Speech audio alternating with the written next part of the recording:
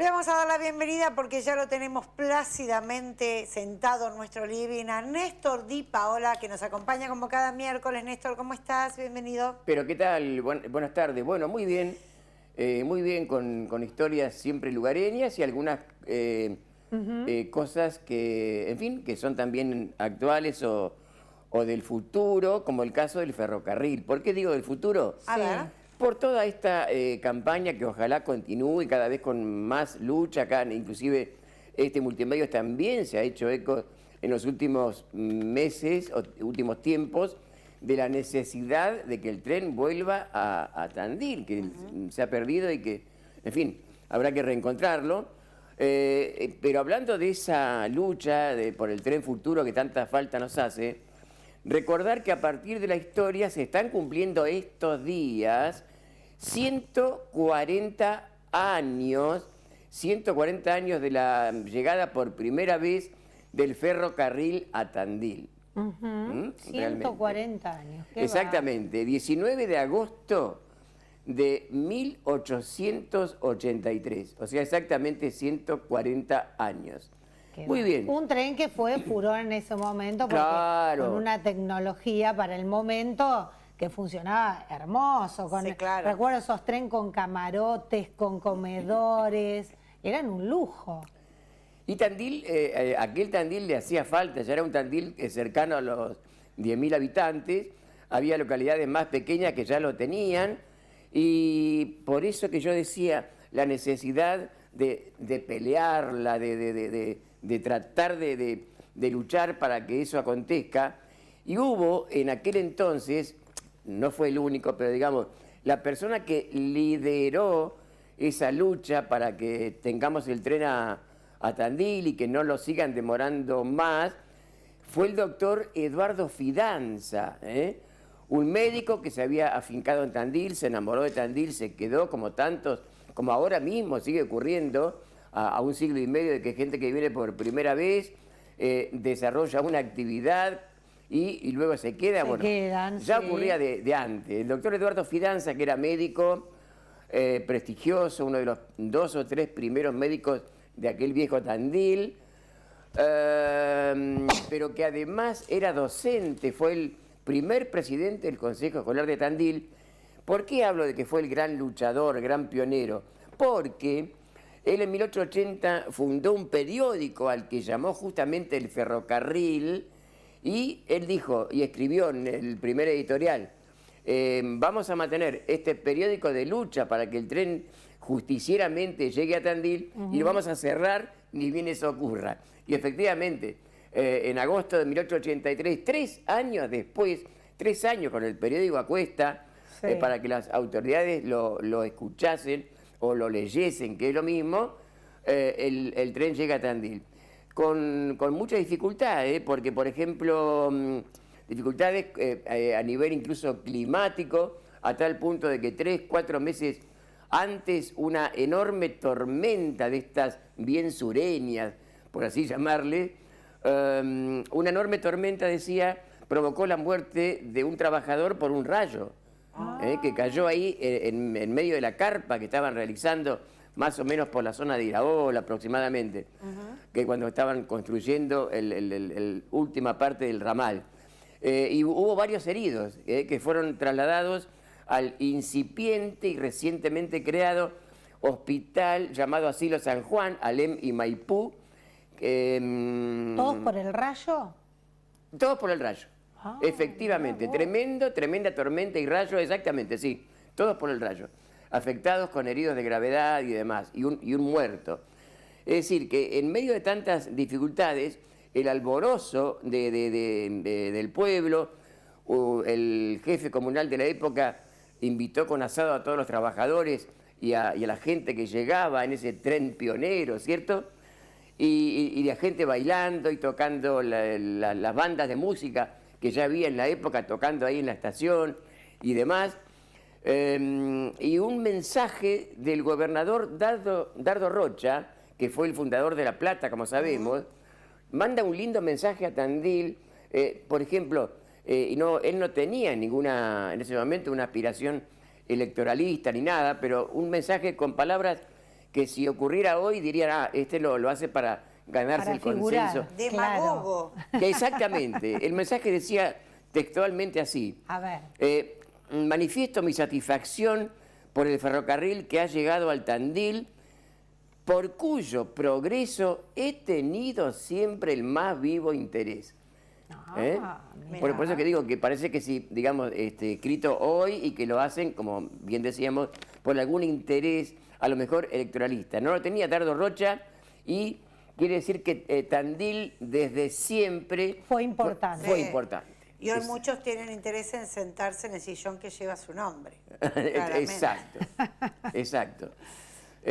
Así que este telegrama del gobernador, que fue replicado por Eduardo Fidanza, como sabemos, y a partir de ahí el crecimiento que tuvo, porque convengamos, hoy es un barrio hermoso, pero antes era campo total y absoluto, no había nada, ni Villa Italia, ni el hermoso barrio que hoy tenemos de la estación. Y fue creciendo a tal punto de que allá, primero los faroles sobre la actual Avenida Colón, 1883, todavía sin la luz como hoy se la conoce, eran faroles con querosén y demás, Sí. pero se colocaron una enorme cantidad para hermosear de alguna manera esa Avenida Colón que fue creciendo y poco tiempo después se le colocan los primeros adoquines, era barro, adoquines no el actual, el actual es el había grandote, otro. el Mira. grande, el adoquín verdadero, el grandote, que fue, digamos, superado en tecnología a principios de la década de 1930, cuando sí se le coloca el actual, que no se llama adoquín, sino granitullo, que es una particularidad de los cortes que hacían Sí. estos artesanos picapedreros y cómo los colocaban en Qué trabajo. de un trabajo maravilloso realmente. Arte. Exactamente. Hoteles y fondas que van surgiendo en torno al ferrocarril. Las primeras viviendas que hoy tienen más de un siglo, que ahí los amigos que están ahí en estudios, alguna fotografía tienen para mostrar, para los televidentes. Bien, ese crecimiento que incluso hasta con la fortuna de que el hospital que se edifica ahí y se inaugura en 1909, o sea, más o menos poco después, ese bellísimo edificio que tiene el hospital. Que Todo en esa zona porque En esa zona. era la zona Claro. que más crecía. Exactamente. Todo a raíz del tren.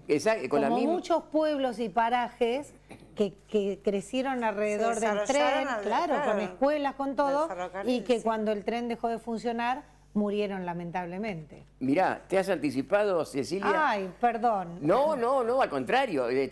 Fue una cuestión mágica y muy certera lo tuyo. Toda mi familia trabajaba en el ferrocarril. Sin duda. Mis abuelos, mi papá. Pero ¿por qué digo una cuestión mágica? Porque voy a terminar en instantes con un verso de Mayo Gogorza, nada menos, donde él justamente en verso, una décima, él explica lo que pasó con la Pastora, que pasó con tantos lugares, como decís vos, a partir de no tener más el tren, ¿no?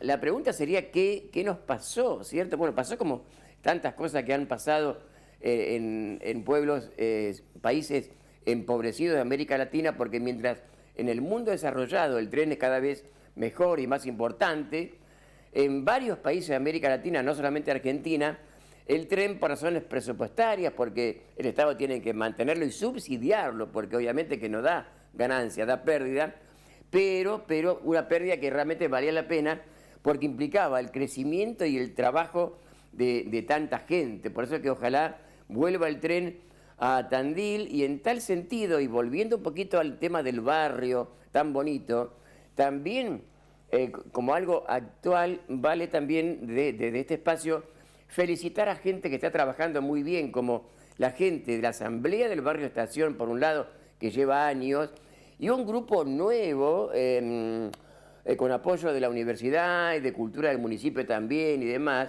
que se ha autodenominado Avenida de los Tilos. Es un proyecto, mejor dicho, por un grupo de gente de varias instituciones, un proyecto llamado Avenida de los Tilos, por la Avenida Colón, en donde justamente están reivindicando y con un proyecto importantísimo de revalorizar todo el barrio, incluso a nivel turístico, porque eso es muy atractivo, Sí, explicarle claro, a la claro. gente de qué se trata, de estilos edilicios, fechas y demás. Entonces, ahora sí, ¿qué nos pasó con el tren? Digamos, hubo tantos intentos, no solamente en Tandil, ¿se acuerdan? Hace más o menos 10 años, un intento rioplatense, Argentina-Uruguay, que durante unos meses funcionó un tren que creo que en 2011, digo, partía de Pilar, en el Gran Buenos Aires, y llegaba al departamento de Tacuarembó, en Uruguay, en el norte uruguayo. Bueno, eso lamentablemente duró apenas 6 meses o 7, no se pudo continuar también por los costos, de ahí que ojalá esto pueda revertirse. ¿Y qué decía entonces, ahora sí, A ver. con respecto a lo que vos comentabas de la pérdida que provocó el tren? ¿Cómo lo sintió en carne propia el querido Mayo Gogorza, que tiene un par de libros publicados todos en verso campero? Y creo que ahí el amigo nos está proyectando ahí, difundiendo imagen. una guitarra surera. Decía así el querido Mayo Gogorza, en la última décima de su poema: ya no está el embarcadero pa' nuestra ganadería, que por medio de las vías se llegaba al matadero. Aquellos tarros lecheros que la crema transportaban, gallinas y pollos llevaban, productos de la pastora, sudor de muchas señoras que con orgullo cargaban. Muy Realmente una bien. maravilla. Qué bárbaro, qué De cómo bárbaro. es una pintura en apenas Sí, 10 sí. versos de qué pasó y el sentimiento profundo de todo eso. La Qué política bárbaro. siempre metiendo la cola, Sí, más ¿no? que qué pasó, quiénes pasaron, ¿no? Que no tuvieron una política en materia de transporte con el tendido ferroviario que tiene el país, que fue pionero en esto. Pionero. Porque hay que recordarlo, Argentina fue pionero en eso. Y bueno, de a poquito hoy, yo siempre digo, yo estoy de acuerdo con que retorne el tren, me parece algo noble, Sí, ¿no? pero en las mejores condiciones. No puede circular por el tendido ferroviario, por las vías, por los ramales que están hoy. Vemos el caso de este tren que iba a Mendoza, que tarda más tiempo que tardaba hace 40 años. Sí, ¿no? O sea, un hay despropósito, cosas que- bueno, sí, y que como lamentablemente, siempre, claro, estas sí. cuestiones políticas que hicieron que no, lamentablemente no continuara. Gracias, Néstor.